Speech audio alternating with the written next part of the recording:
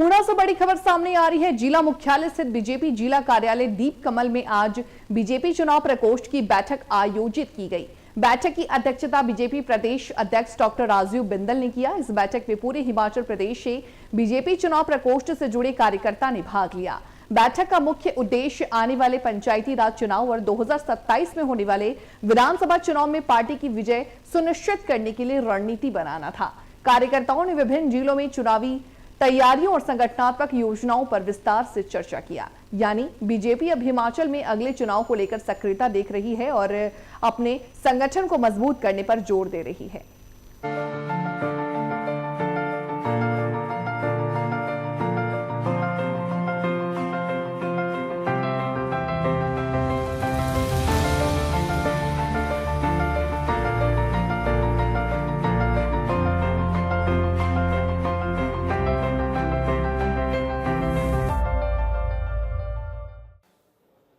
Bharatiya Janata party जहां संगठनात्मक तौर के ऊपर प्रदेश की रचना को पूर्ण कर चुकी है, प्रदेश, जिला, मंडल और पोलिंग बूथ, उसके बाद मोर्चों की रचना को पूर्ण करने के बाद प्रकोष्ठों की रचना की गई है।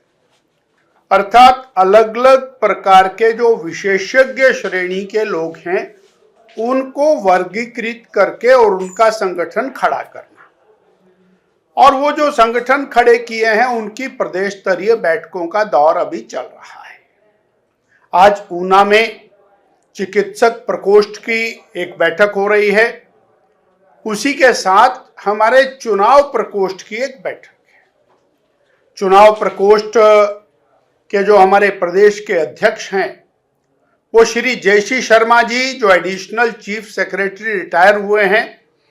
इस स्तर के लोगों का ये प्रदेश व्यापी संगठन है जो लोकतंत्र में चुनावी प्रक्रिया बेहतरीन तरीके से चले और हमारा कार्यकर्ता चुनावी प्रक्रिया को अच्छे से समझ सके और उसका तालमेल चुनाव आयोग से जुड़े हुए कर्मियों के साथ बेहतर तरीके से हो।